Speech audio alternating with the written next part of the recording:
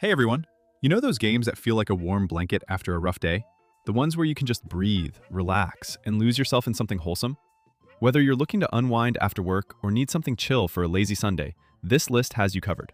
So grab your favorite snack, get comfortable, and let's count down the most perfect cozy games on the Switch. Chicory, a colorful tale. Picture this. You're a dog wielding a magic paintbrush in a world that's lost all its color, and it's your job to literally paint everything back to life. You explore this hand-drawn world, filling in backgrounds, objects, and characters however you want. There's no wrong way to do it. The game gives you different brush types and abilities as you progress, letting you solve environmental puzzles by painting specific patterns or colors. What really got me was how the story tackles themes of self-doubt and artistic anxiety through charming animal characters and genuinely heartfelt dialogue. You can customize your character's name and appearance, talk to quirky townsfolk who each have their own stories, and even decorate your house. The soundtrack is absolutely beautiful, matching the emotional beats perfectly. It's part Zelda-like adventure, part coloring book, and entirely a meditation on creativity and finding your own worth.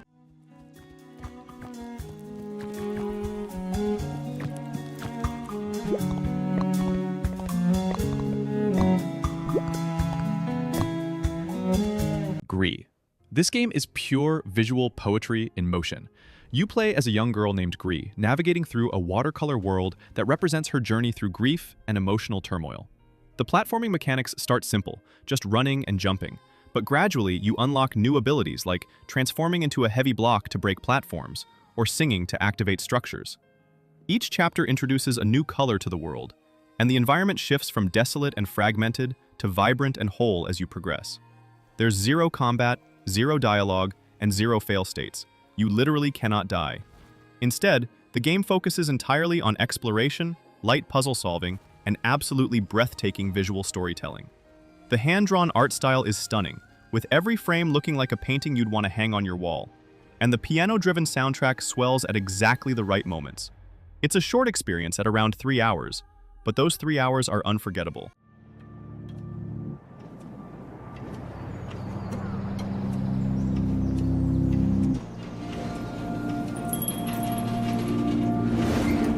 Spiritfarer. Imagine running a cozy boat that's also a ferry for souls heading to the afterlife. And you're basically playing the Grim Reaper, but make it wholesome. You build and upgrade various stations on your boat, kitchens, gardens, looms, sawmills, to craft items and cook meals for your spirit passengers.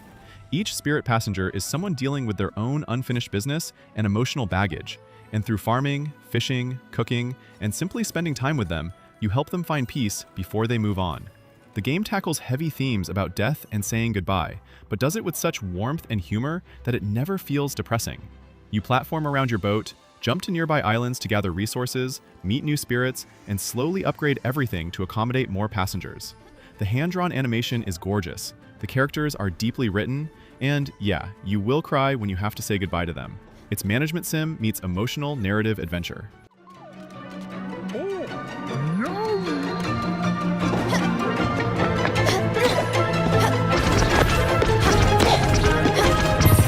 Unpacking. This game literally has you unpacking boxes and arranging items in various rooms, and somehow it's one of the most engaging experiences I've had. You move through different stages of someone's life, from childhood bedroom to college dorm to first apartment to eventually settling down. And you learn about this person entirely through their possessions. There's no dialogue, no explicit story, just you clicking items out of boxes and finding the right spot for them.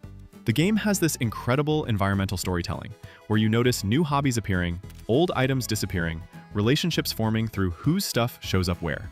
The pixel art is adorable, with incredible attention to detail, and there's this satisfying feeling when everything clicks into place perfectly. Some items can only go in specific spots, which guides you toward the intended layout while still giving you freedom.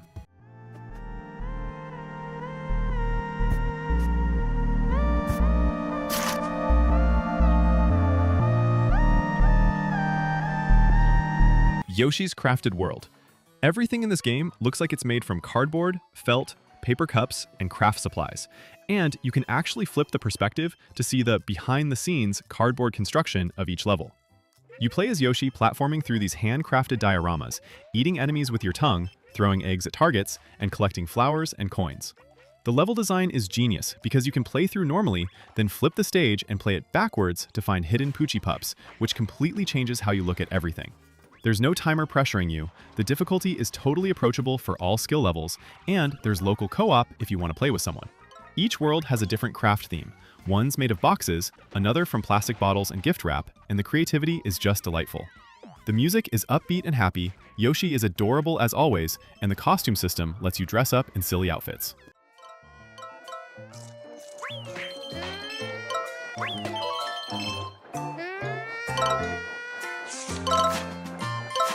Animal Well.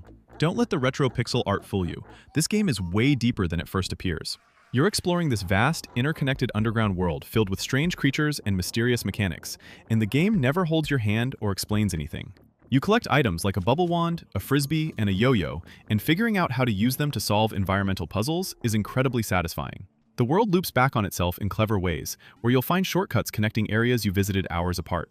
What makes it cozy, despite being a Metroidvania, is the lack of combat. You avoid creatures rather than fight them, and death just sends you back without harsh punishment. The atmosphere is moody and mysterious, with gorgeous lighting effects and a haunting ambient soundtrack. There are secrets within secrets, multiple layers of puzzles that go way beyond just beating the game.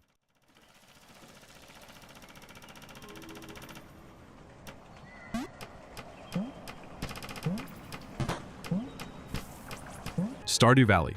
You inherit your grandfather's old farm in a small town, and what starts as clearing debris and planting parsnips becomes this incredibly deep life sim that's consumed thousands of hours of my life.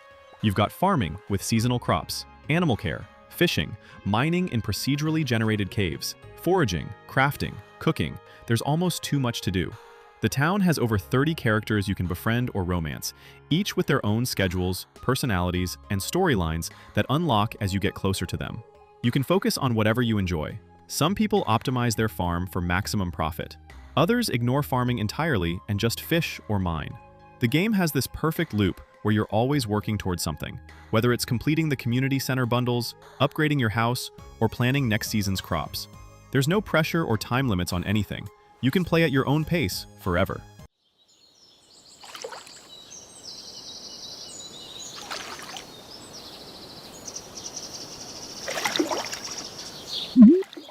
A short hike. You're a little bird on vacation visiting a provincial park, and your goal is to hike to the top of the mountain to get cell phone reception. That's literally it, and it's perfect. The island is small, but densely packed with things to discover. Hidden paths, characters to chat with, activities like fishing and beachcombing, golden feathers that increase your stamina for longer climbs. The movement is super fluid, with running, climbing, and gliding that feels amazing once you get the rhythm down. You can tackle the mountain whenever you want, or just explore and do side activities for people you meet. The art style uses this pixelated but smooth aesthetic that's really unique, and the dynamic soundtrack shifts based on where you are and what you're doing. What gets me every time is how the writing is genuinely funny, and the characters feel real despite being cartoon animals. You can beat it in 2 hours, but I keep replaying it when I need something comforting.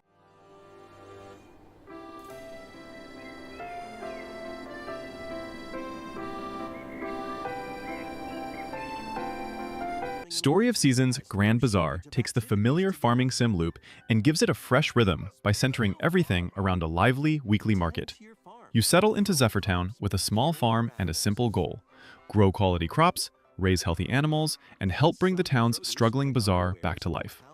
Daily life is calm and satisfying: planting, watering, harvesting, caring for livestock, fishing, and foraging. But the real payoff comes when market day arrives.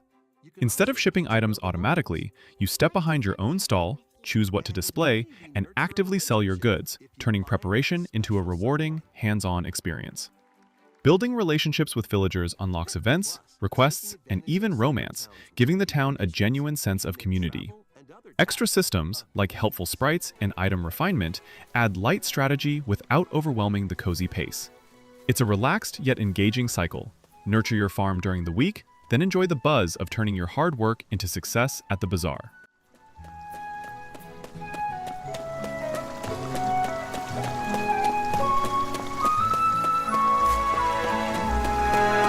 Animal Crossing: New Horizons. You move to a deserted island with nothing but a tent and 2 animal neighbors. And through collecting resources, crafting tools, and catching bugs and fish, you slowly transform it into your dream paradise. The real-time clock means the game changes with actual seasons and times of day. Different creatures appear at different hours, shops close at night, and special events happen on real holidays. You can terraform your entire island, moving rivers and cliffs, placing furniture outdoors, designing custom paths and clothing patterns. The villagers are the heart of it, though. These animal personalities that move in, chat with you daily, give you gifts, and create this sense of actual community. There's no objectives or pressure, just you shaping your island however you want at whatever pace feels right.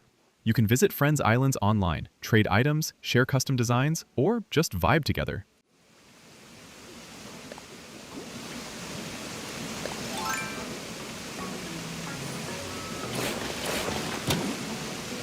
And there you have it, 10 games that prove gaming doesn't always need explosions and boss fights to be incredible. Drop a comment telling me which one you're trying first, or if I missed your favorite cozy game. Thanks for watching. Catch you in the next one.